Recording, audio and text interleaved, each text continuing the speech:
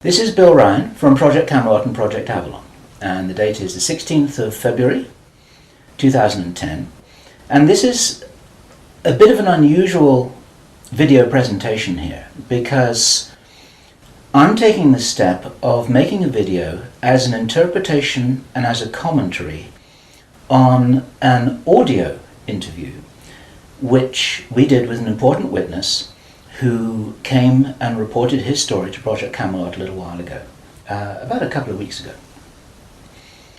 And as with many of our witnesses, this person wanted to remain anonymous, but he has agreed that we transcribe the audio, and so we've got this as a transcript.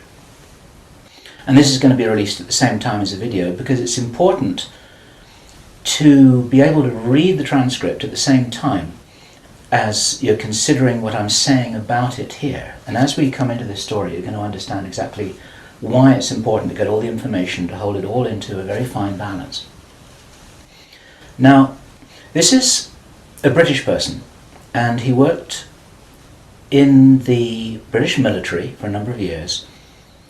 And after he retired from the military, he worked in the City of London in a fairly senior position, in a respected position in the City of London. And for those people watching this video who don't know about the City of London, the City of London is it's like an enclave. It's like a financial enclave in the heart of London itself. Some people consider it almost a little bit like the Vatican. It's very old, it's very ancient. It's the heart of the financial system, not only of Britain, but possibly the world. Many researchers consider that it's very likely that the City of London calls the shots on the financial systems in America. They've got control over the Federal Reserve, the Bank for International Settlements, a whole bunch of things that happen. This is like the nerve center of the financial world. And it's very Masonic, it's very ancient, it's very traditional. And our source attended a number of meetings with senior Masons. And while many of these were interesting, they were routine by City of London standards. They were discussing financial affairs and so on and so forth. And then in the June 2005, he attended another meeting that he thought was going to be a routine meeting, but actually this was something rather unusual, and he realized it was unusual as soon as he arrived. In fact, in his interview with us, the one which we have the transcript of, you will see that he says that he felt it was an accident that he was there. He shouldn't really have been there. He didn't know what was happening.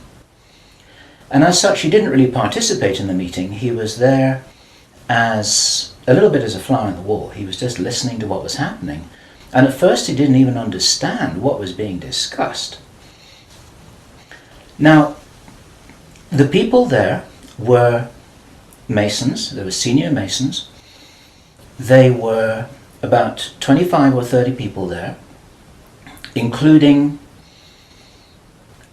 senior politicians who most people in the UK would recognize by name. I do not know who they were. He didn't name them, and I didn't ask them, but he said these are well-known names.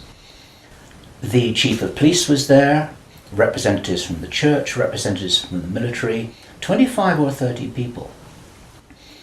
And as he listened to this story being discussed, it was an informal meeting. It wasn't like at a big table with kind of notepads and water glasses and minutes and an agenda and a chairman. There were just people in a room who were talking about all of this stuff. And what they were talking about was a plan that had clearly been made a long time ago. And what they were discussing was they were discussing the implementation of this plan. They were discussing how things were going, whether they were on track or not. And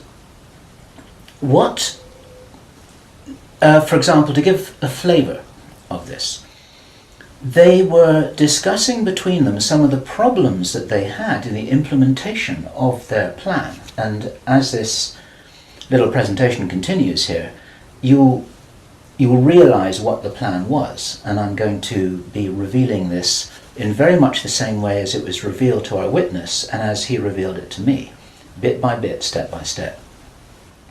The first thing that he heard was they were talking about the fact that Israel didn't look as if it was getting prepared to attack Iran anytime soon. This was a problem. Even back in June 2005, they were apparently concerned that what it was that was planned on some kind of a timeline wasn't rolling out according to schedule, and this was an issue for them. So that attracted his attention very quickly, because he'd never been in a meeting when this kind of thing was discussed.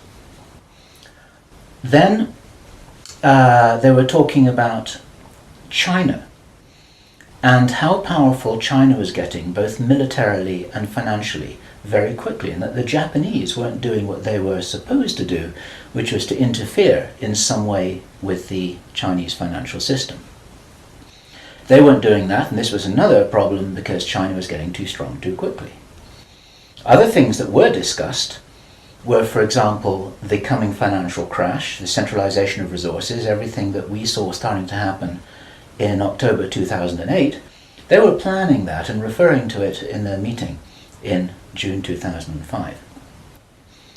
So there was clearly a rollout of some plan here, and he was quite shocked the more that he heard, and when he really realized what was happening, he was extremely shocked. And one of the reasons why I'm giving this video presentation now is to soften the blow and interpret this a little tiny bit, because it is shocking information. And what I also want to do is I want to try and differentiate out between what it was that he reported, because he'd heard it with his own ears, and what it is that is his speculation and my speculation about how all this fits together. It's very important information. We need to know this stuff. Even though it doesn't look like it's going to be on track, I don't think this will happen. I think that there are a bunch of crazy people there who are extremely determined to do something, and they were in a hurry, and this is important to understand, they were in a rush to try and roll out this sequence of events. Now, what he described is what the sequence of events was.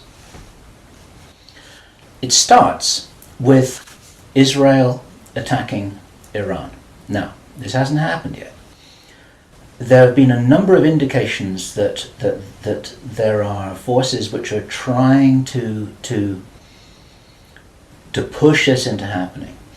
You've only got to follow the news for the last 2 years to realize that the public is being prepared for a justification for this kind of thing. Iran is being set up as being the bad guys that deserve something to happen to them, and so on and so forth. Now, that's going to be the start of what is like the opening gambit in a big chess game.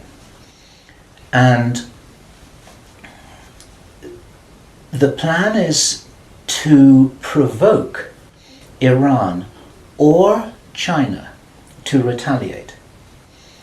And our guy, our source, who is a military man, is privately as convinced as he can be, although this has never been made public and this is not publicly known, that Iran does have nuclear weapons. He believes that they have been provided by China behind the scenes. And all of this is intended because it's all right with these controlling forces that Iran has nuclear weapons, because they want them to be used. The plan is for either Iran or for China to retaliate after Iran is struck with a nuclear weapon. At that point, there will be a limited nuclear exchange in the Middle East, followed by a ceasefire. He heard this being planned in this meeting. This is being choreographed. It's like the script for a movie. This is exactly what's intended to happen. And during this time, the other thing that's being set up for this, and many people watching this will be aware that this is being set up in the background. We've had a lot of information about this from a number of good researchers from many countries who are reporting this on the internet, that things are being set up in many of the Western countries for there to be heavy controls over populations, martial law, increased powers on security forces who are not just the army or the police, but in Britain, for example, our source said that he absolutely knew personally for a fact, that a very large number of private security people, their powers were being increased to give them the ability to arrest people, the ability to detain, the ability to handle riots in streets. And here we're talking about just regular people working in private security, people who give the parking tickets on the streets. Their powers are being increased in the same way. And last year we heard President Obama talking about how he wanted to have a sort of national guard at home in America ready to handle this kind of thing. There are a lot of indicators that this is being set up. And in this rollout of this crazy scenario where it is intended that there will be a limited nuclear exchange in the Middle East, the idea is that as the world looks upon this with horror, then they will demand from their governments that there are heavy controls over travel, over communication, over people who meet, over people who protest in the streets. They want to make sure that they don't have crazy bombers on airplanes, crazy bombers in the shopping malls. They want to make sure, and because people will be driven into fear by this, they'll request and demand and insist on heavy controls from their governments, which will be justified. And this is where you're going to kind of get the martial law situation in all the Western countries. It's intended as a justification. All of this is just the start of something, because this story gets much bigger, and it's pretty horrifying. And if watching this now you're feeling a little bit shocked, this is how I was feeling when I heard this information, and this is how our source was feeling when he was hearing this information in this meeting, because this is just the beginning. Now, during the time of this ceasefire, everyone's shocked, everyone's frightened, everyone's really terrified about where this is going to go. There are all kinds of heavy controls over populations everywhere. And then the next thing that happens in this chess game that's being played is that biological weapons are released on China. He heard this being discussed in this meeting. They will release a flu-like virus that will be genetically targeted against the Chinese population. It's racially targeted against the Chinese people. It's designed to spread like wildfire and to knock out a large number of the Chinese people.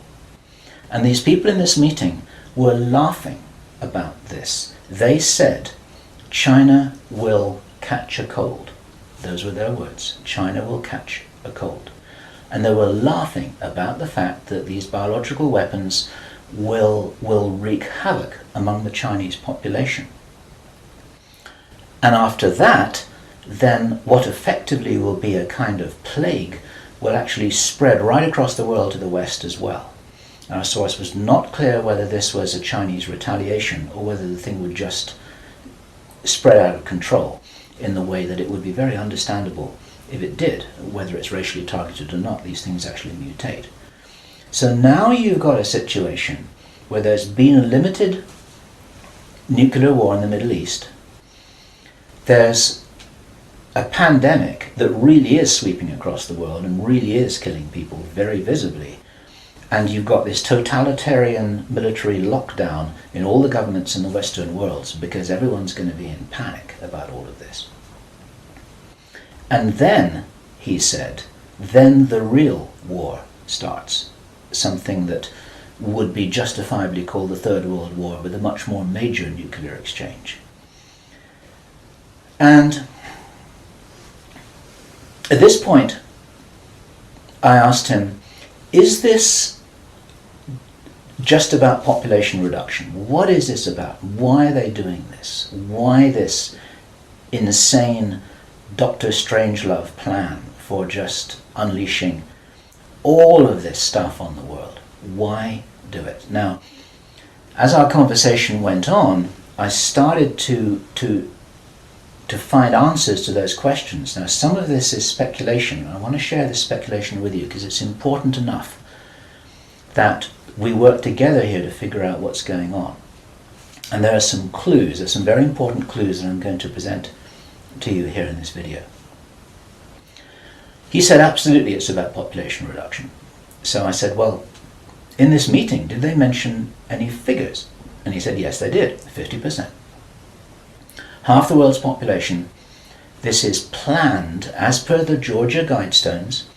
For those of you who don't know what the Georgia Guidestones are, it's a stone monument in Georgia in America that was erected anonymously a number of years ago. It's in 8 languages, and it's like an Illuminati manifesto for a new world, as it were. And just hold that thought about this being a manifesto for a new world. This is an important concept here in what I'm presenting.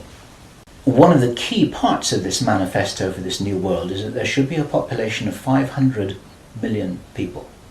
Now, 500 million people is an enormous reduction from the nearly 7 billion that we've got at the moment. That's pretty much 95% of people who would no longer be on this planet. And 50% is a step towards that. And there's a reason why they're doing all of this. There's a reason why they're in a hurry. There's a reason for this insanity. And when he was explaining this, then he said that they have a name for this plan. This project has got a name.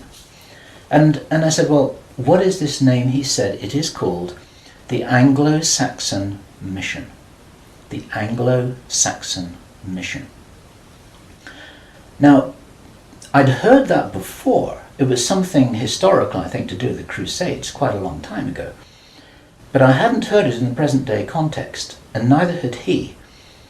And later on, as he continued to tell his story, I began to understand what I thought this might be about. Hence the title of this video, and the reason why I want to share this information with you, because we need to work together to figure out what's going on here. It's extremely important to understand. There's a plan, I believe, that Hitler would be proud of, which is so evil, it's so Machiavellian, it's so hard to face up to, it's so unbelievable, that I need to put it on the table for you so that you can consider whether or not this might be a possibility. The plans that I've been describing are definitely a possibility because he heard them with his own ears in this meeting. Everything I've described up until now, up to and including a major outbreak of hostilities after the limited war. So the sequence is as follows. The plan sequence is as follows.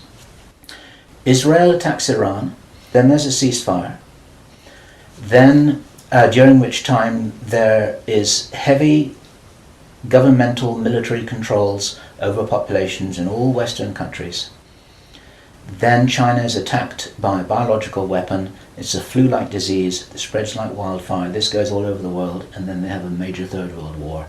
And then, by this time, 50% of the population will be destroyed. And not only because of the war or the plague, but because, as many of you watching this will understand, the infrastructure goes down in situations like this. There's no food in the supermarkets, there's no gas in the pumps, the telecommunication goes down, there may not even be water coming out of the taps. People are kind of thrown back into a Victorian era without the facilities to handle this, because most people don't have their vegetable gardens, they don't have their horse and cart, they're not able to survive in the way that we used to be able to. We're very, very vulnerable in our technological advancement. We're extremely vulnerable, and of course the controllers know this. At this stage, our source was speculating about why are they in a hurry? Why do they want to do this? And there's a sort of heavy irony here, which is like, I was saying, well, if you're going to plan the Third World War, then why not take your time over it and get it right and do a really good job? You can, this could be in 20 years' time or 30 years' time, it doesn't really matter. Why is there in such a rush? And our source said that he felt from inside information that he's continued to receive, that this is still timed for something around 18 months from now. And that puts it around about the middle of 2011. He doesn't know this for sure because these events aren't calendar driven. They're actually event sequence driven. In other words, this has got to happen before that happens, and then after that the next thing can happen, then after that the next thing can happen. So a whole lot of things have got to be in place before all the dominoes fall over, so to speak. And they seem to be behind schedule in some of this. There are some planned events that definitely haven't happened. One of the things which I remembered when I was hearing this story was that our source, Henry Deacon, and many of you who've watched Project Camelot videos and read their reports for the last 3 years will know that when we met Henry Deacon in 2006, he said that in his own inside information was that there would be a war against China in 2008. Now that didn't happen. And all this time, at that time it didn't make any sense, and even now it didn't make any sense. It's like, well, all right, but why do this? Why do this? Why do this? Now, this was his answer. And our source is a pretty smart guy.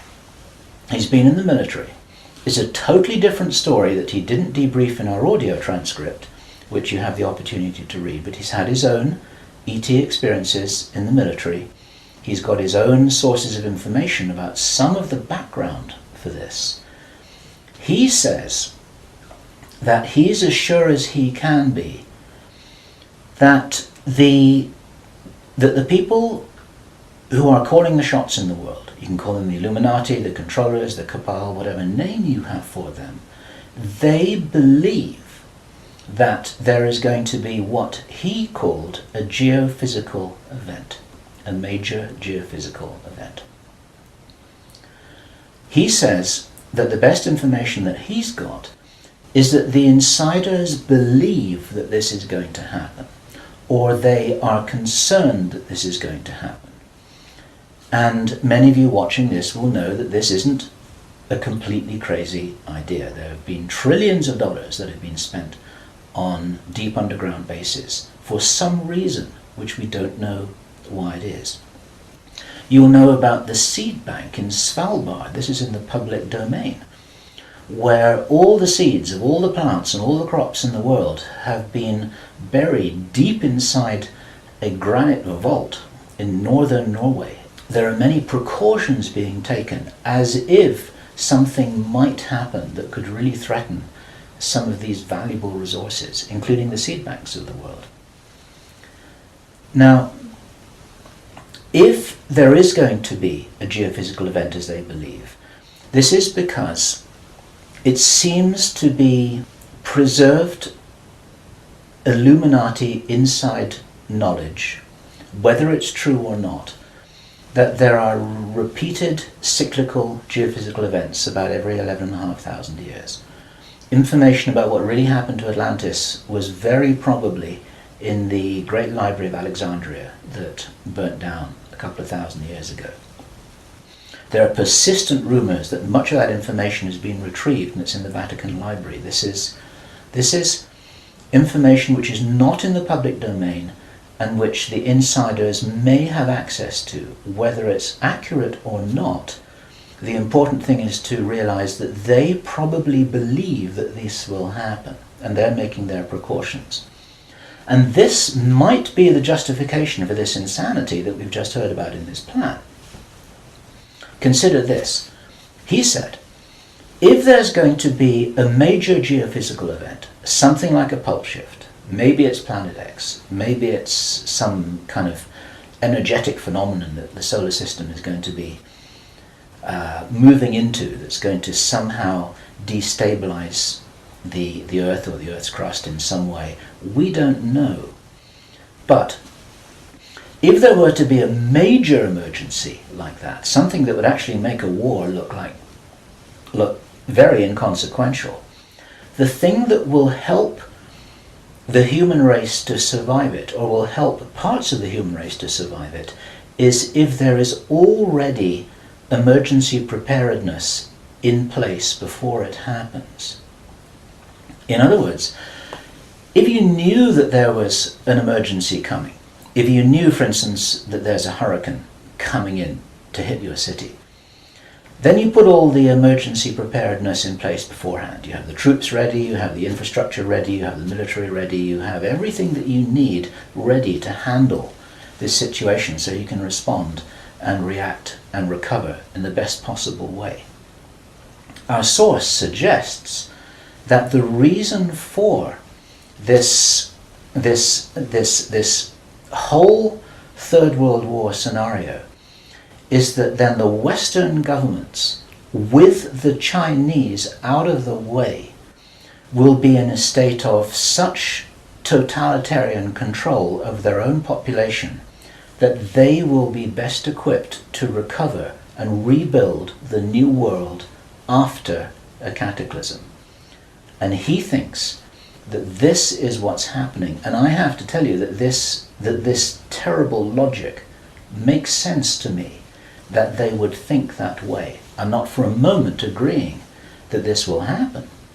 I think this is wild, crazy stuff, but if they believe that it's going to happen, then this could be their justification for this kind of plan that we've heard about is really being discussed. And this now is my own speculation right now, which also makes sense to me. And I invite your comments and your thoughts about this. We need to work together to figure out what's happening here. It's called the Anglosaxon mission. What that told me was that the reason for the name is because this is a white racist agenda for the inheriting of the new earth. It's a plan that Hitler would be proud of. If they think that a new earth needs to be rebuilt, a new world, think of that little phrase there. If a new world needs to be rebuilt after a cataclysm, they want the Anglo-Saxons to be doing it. They don't want the Chinese to be doing it. They get the Chinese out of the way first, and then the Anglo-Saxons will inherit this new world with the other nations, the Asian nations, the African nations, the South American nations. Presumably, it is assumed that they won't have the resources to be able to handle the situation in any kind of a way that gives them the strength to recover after whatever it is that they think is going to occur. So there are several other parts of this which also fit, and one of the reasons why this is an important presentation to make personally is my own personal thoughts, because up until now I've been following a lot of the well-founded research on these sorts of agendas. We've had our own sources of information over the last 3 years. But I've always had questions in my mind, like, why would they do this? You know, war against China, why? Third World War, why? And suddenly, a lot of these things start to make a little bit more sense.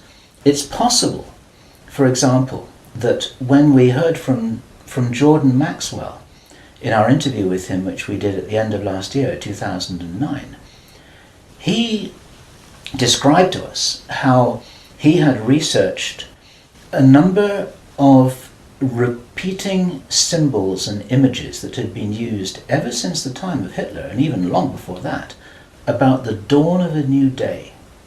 There's something very important in Masonic and Illuminati thinking about the dawn of a new day. And here we have possibly the reason for their belief that if you think about the possibility of a cataclysm, if they think this is really going to happen, the 2012 movie that many of you will have seen, after all of the flood and all of the earthquakes and tsunamis, then you've got these big ships sailing across a calm sea with the sun streaming through the clouds, and you've got the dawn of a new day, and the implication in that movie is that now those people will be able to rebuild the new earth because those are the survivors. It's the modern day Noah's Ark.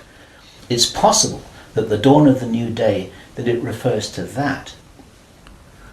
And it even occurred to me, and I'd be interested for other researchers to offer their views on this, that the very term the New World Order that we first started to hear about 20 years ago, actually longer ago than that, but the New World might be the post-cataclysmic world, the New World. It might be the order for the New World after the cataclysm. They may be planning who will inherit the new world. It may be nothing less than this. Maybe this is what the new world order is all about. It really is the order, the plan for the new world that they think is coming. They think this is going to happen. Now, I say again, it's very, very important to differentiate out all of this information here. I don't believe this is going to happen at all, but they might be doing something crazy to try and safeguard what they believe is their own interests. This is what we need to be aware of here. And what I want to do is I want to just state really clearly why there are profound reasons for not believing that anything like this is going to happen. There are a lot of things that haven't happened which were intended to happen. Many of you will remember I think it was the 30th of August 2007, there was a B-52 bomber that flew halfway across America from Minot Air Force Base to Barksdale Air Force Base in Louisiana with 6 armed nuclear cruise missiles on its wingtips, something that could never happen by accident. It was illegal, it should never have happened. You can't even smuggle a bullet out of the weapons storage area in an Air Force Base without there being a whole bunch of signatures and everybody knowing about it, let alone making the mistake of loading armed cruise missiles onto a B-52 bomber with nobody noticing it. There was a reason why that happened, and that was actually prevented from going any further. It stopped at Barksdale in Louisiana. Some very brave airmen blew the whistle on that, and they did their job, and they reported it up the line. It appeared very, very briefly in the mainstream media, and after that it was completely covered over, and everyone said it was a mistake. That was no mistake. There was a reason why they did that, and what many of you don't know is that at that same time, at the end of August, a group of anonymous investors bet $2 billion that the stock market would fall by 50% before the 21st of September 2007. They stood to gain $4.5 billion if their bet had succeeded. These were what are known as put options. And the insiders in the stock market, they call them Bin Laden trades. It's a sort of ironic description because of the betting that took place around about 9/11. Okay, those people lost their bet. It didn't work. The plan didn't work. The stock market didn't fall. The bomber never went any further. And for all we know, that was intended to be the start of the Third World War. It never happened. Okay? We heard a few minutes ago, I was describing how Henry Deacon described that the war against China was meant to start in 2008. That didn't happen. A lot of people thought that was crazy. A lot of people thought he was crazy. Maybe he wasn't. Maybe he heard something that was a real plan, but they're 2 years behind schedule, and maybe this will never happen at all. There are a number of other things that may have been planned and which have never transpired. It's very interesting to think about the so-called Mexican flu outbreak, the swine flu outbreak. For the last 6 to 9 months, we've been looking at a scenario where it looked as if they wanted to roll out vaccinations, they wanted a lot of people to get ill, they wanted to announce a pandemic. Even now, there have been proposals to extend this pandemic declaration for another 2 years, and nothing's happening. In England, we call it a storm in a teacup. There's nothing happening here, but maybe something was intended.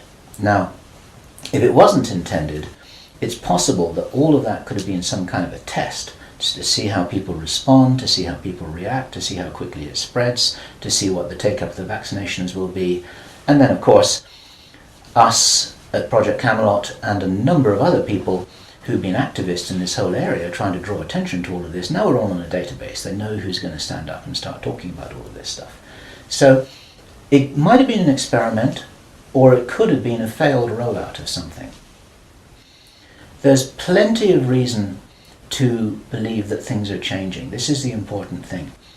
And those of you who've been following the work of David Icke, this is an important perspective here, because we support his work fully, in as much as he makes a beautiful presentation and he starts off by saying, we are infinite consciousness. there are many ways to put this, but it's very hard to disagree with that. We're immortal, godlike beings who've long ago forgotten what our power was. The potential of consciousness is enormous. It's very important to realize that how powerful we are may be the single most important component in this whole picture that enables us to save the day. This may be what it's really all about. Admiral George Hoover, who died in 1998, he was in the Office of Naval Intelligence in the US Navy.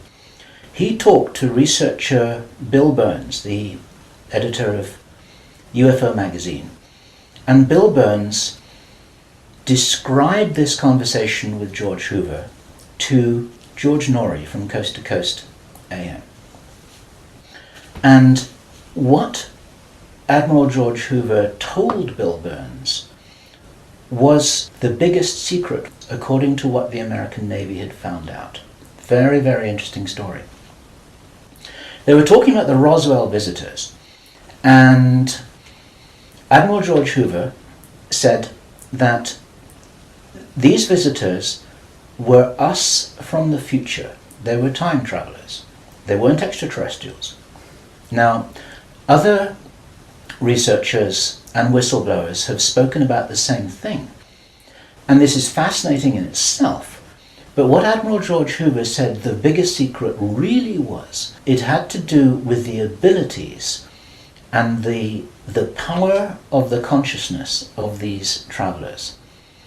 Because they were us from the future, what the military authorities had found out was what humans are really capable of. And he said that this had been buttoned up really tight, because if we knew how powerful we really were, how powerful we really could be, then we would, in his own words, cause chaos around us, and this could never be permitted. We could rearrange the reality around us in the way that we wanted to, in the way that, if this is real, that the future humans have learnt how to do, which gives them access to these sorts of incredible abilities, such as time traveling. Philip Corso, in his book The Day After Roswell, described in some detail how his understanding was that the way the craft works was they were like an amplification of the pilot's own consciousness. It was their consciousness, it was their ability to travel and bilocate that was amplified by the craft, and that actually all of these abilities are basically abilities connected with the consciousness of the beings themselves. And if they are us, this is the message for all of us here. We're being deliberately dumbed down.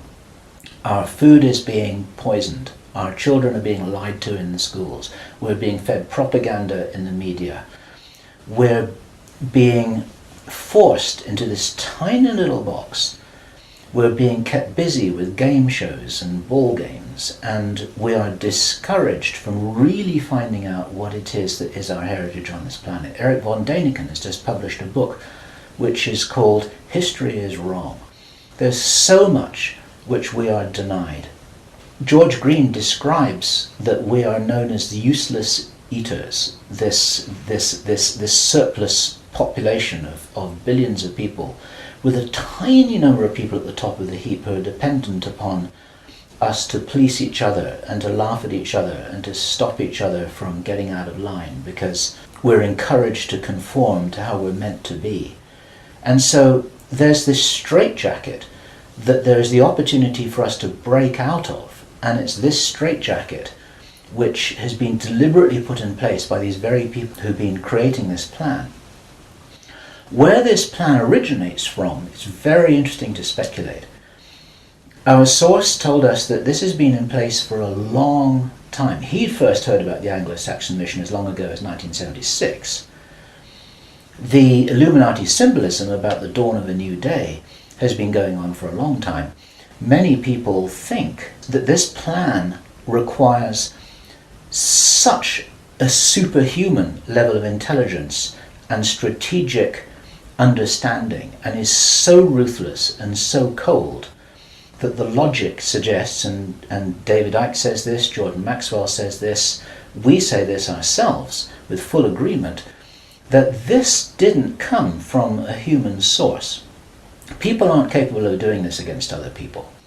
There's something else behind this. We have to think big. We have to think from the highest spiritual viewpoint that we possibly can do.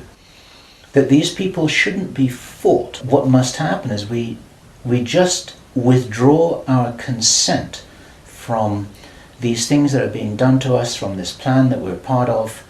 And as I was saying just before, if you're in the military or if you're in intelligence services, withdraw your consent from this, because these plans can't happen without it.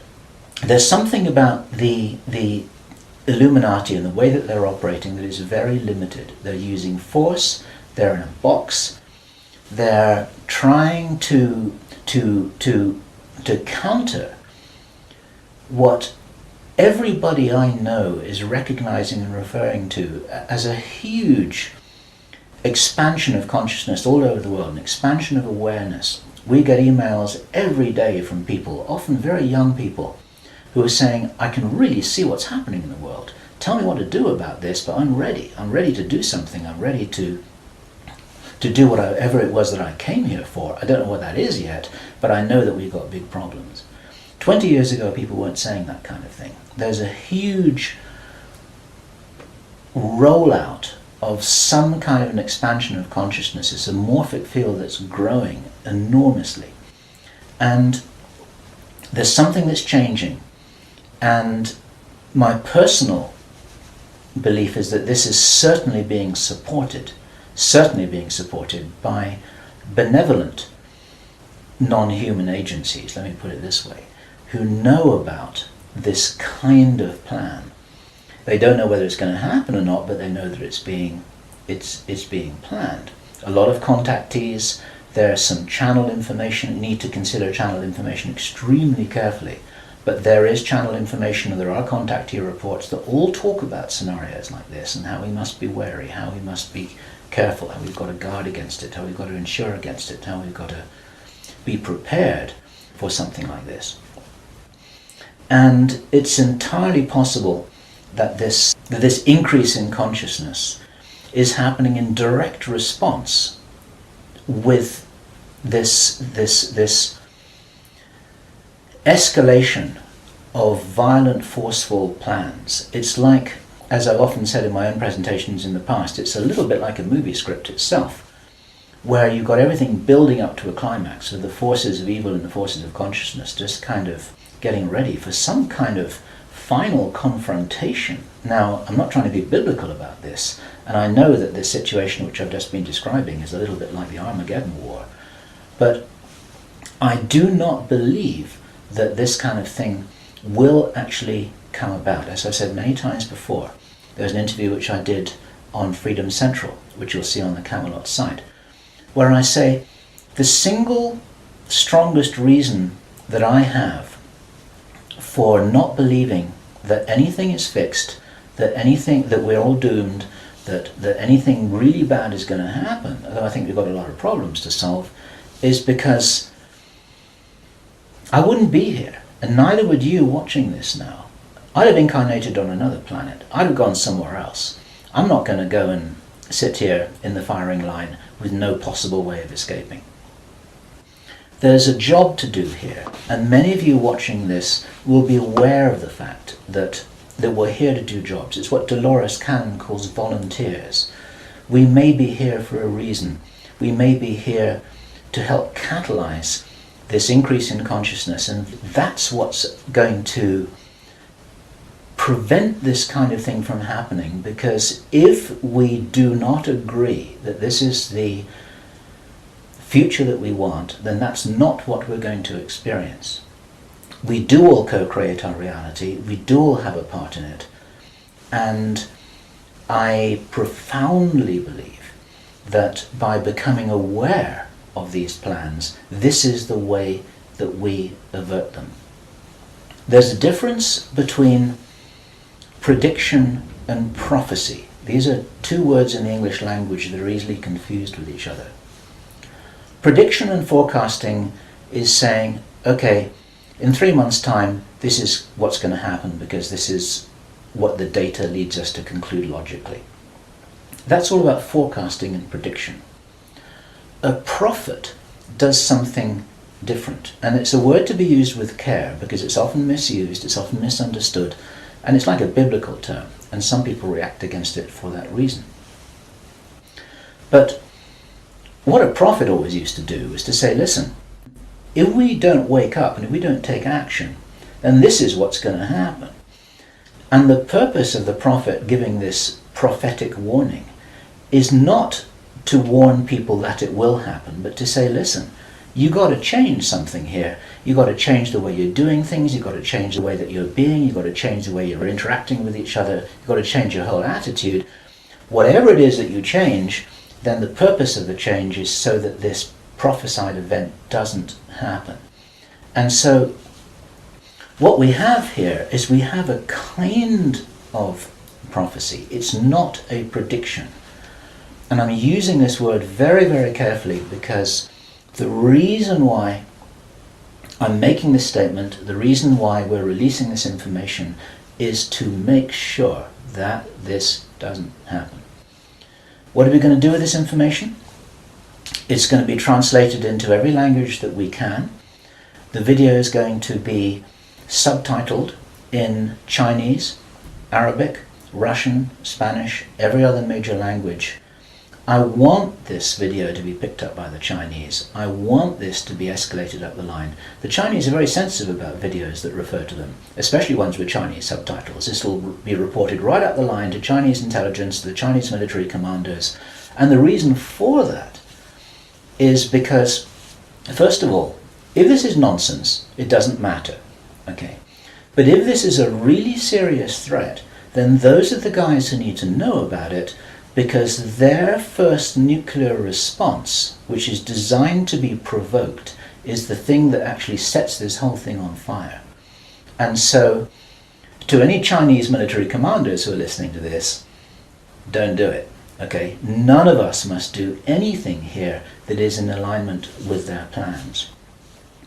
There's a wonderful scene in the Avatar movie that I loved so much, which was when the woman helicopter pilot who was ordered to fire her weapons at the big tree.